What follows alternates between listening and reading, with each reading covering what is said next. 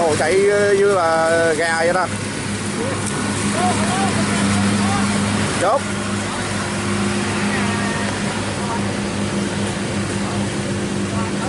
Chốt. Quá.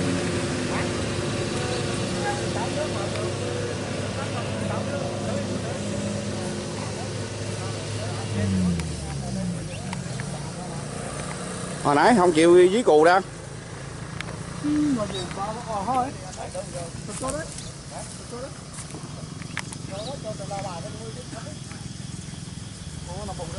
Quá trời luôn, bà con ra gom gom về cho bộ ăn này cả nhà.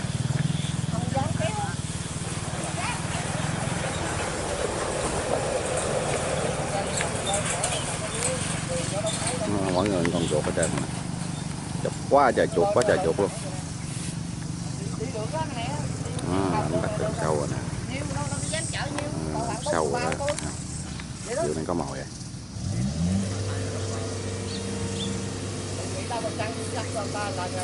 Xong rồi, xong miếng này.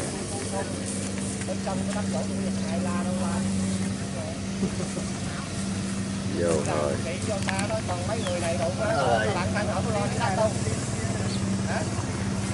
Còn miếng nè, cái tôi nữa đó, giữa đó, cầm nữa đó. Mai nữa. Sáng cái tôi nữa. Hả? Nhiều quá không? Rồi, lấy vô xe đấy.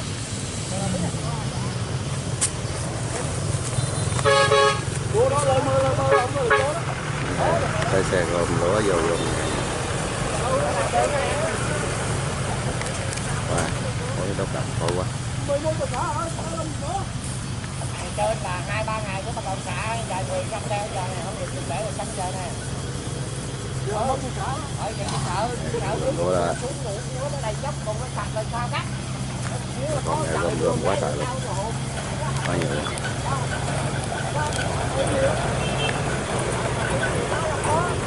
Bây giờ bắt thường mình không được. Trời ơi, phải thay đổi. Quá trời.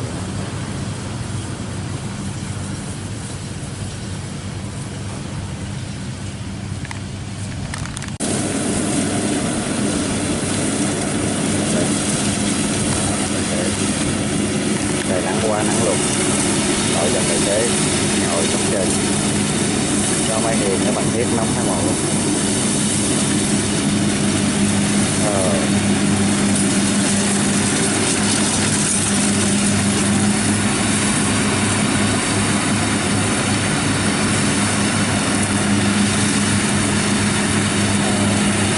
Thầy rất là nhẫn nại nha cả nhà.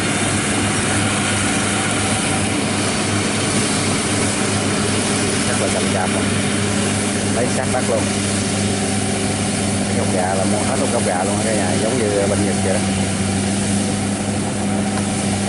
Bây giờ đã sập quá sát rồi.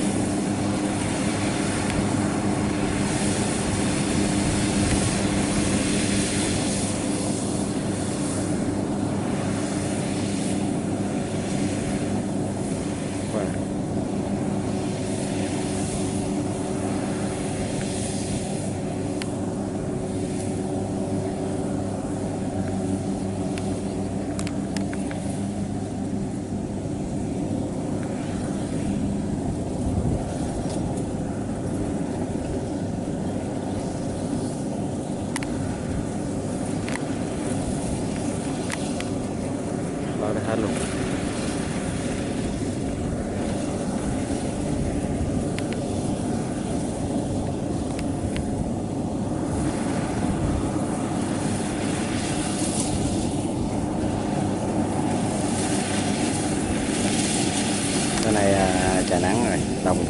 nắng quá, mình không có núp nắng được rồi cả nhà. Cái này mình dán nắng với máy luôn, mình sẽ phải nắng với máy rồi đi chia sẻ lúa cho các bạn xem. Rồi một khối nữa mới hết.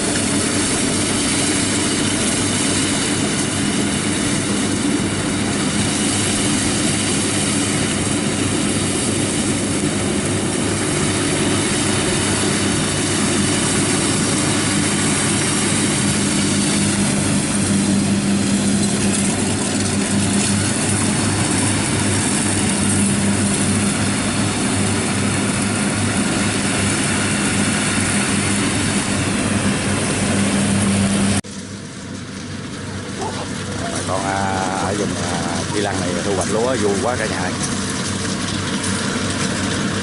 rất là đông rồi cả nhà. Còn ra đây gom nữa nha, gom về tặng cho bò ăn nha cả nhà. Rồi vui nha.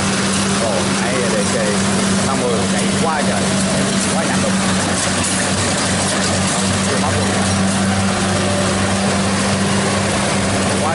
Quá mạnh luôn. Còn ra đây lụm gom này, gom về cho bò ăn này. Quá dữ luôn, rất là đông rồi cả nhà, đầy luôn hết trơn.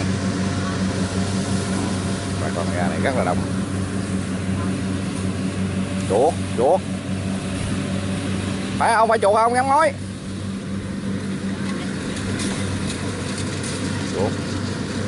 Chuột dữ lắm bà con ơi.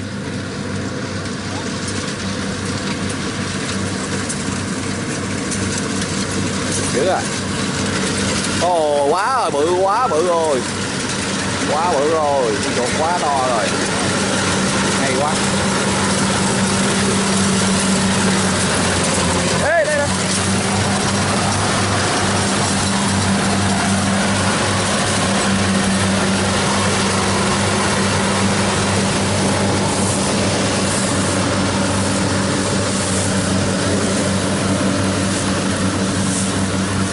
Đó, kìa, shop Vinh.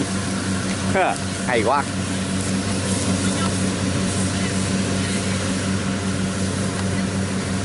Vui quá. Đó, chuột nữa kìa. Ô, chiều nay mồi phong phú luôn rồi cả nhà.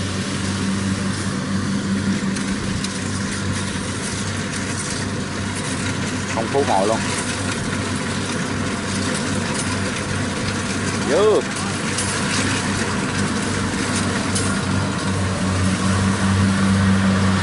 Quá dữ, quá mồi.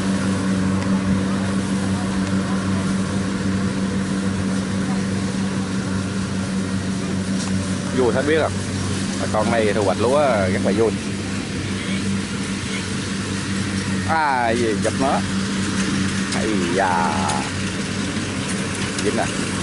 Mấy anh này phải ném tay kia chứ. Nó dính một con rồi đó.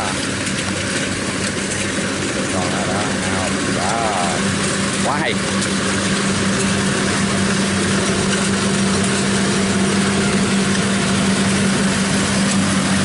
Mấy công nhận máy DC 60 mà chạy nhanh quá cả nhà.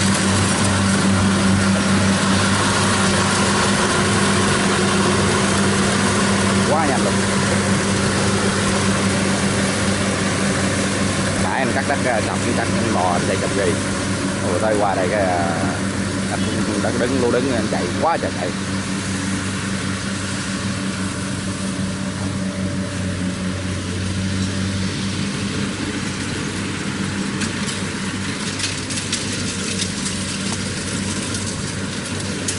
Giờ chuẩn bị nha, lối cuối nha. Cuối là có chuột đó.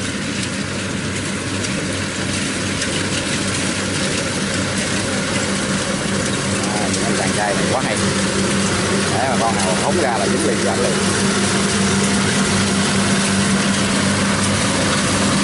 Dính luôn đó rồi. Trời, dính rồi kìa. Nó đen dính rồi. Dính.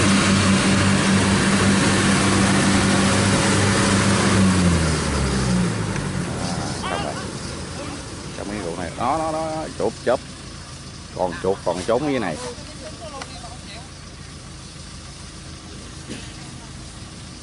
Kìa kìa kìa, chụp đó kìa, chụp đó kìa, đó. Dính không?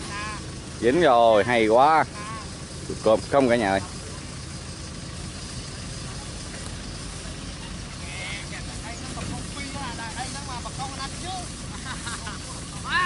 Wow. Mấy anh này quá tài. Giờ ảnh mấy ảnh gom lại, gom lại đang về cho bà. Bà có độ nghèo cho bà chủ đất không? Bà đi ra bà vô đem bao ra đang cắt lúa nè, rồi bà đi cắt mấy lúa mé nè. Bây giờ quá rồi, chị này chị quá trời nhiều chuột luôn,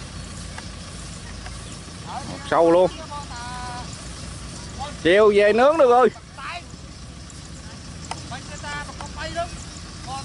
Nhiều đó là xỉn á. Xỉn. Lít rượu nữa.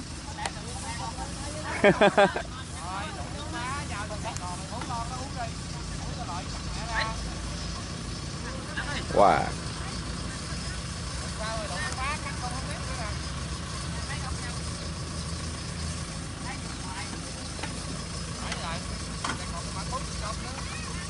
Quá đông. Rất là vui, làm ruộng gì vui nghe nha. Thu hoạch lúa mà đông gì là vui, rất là vui nha.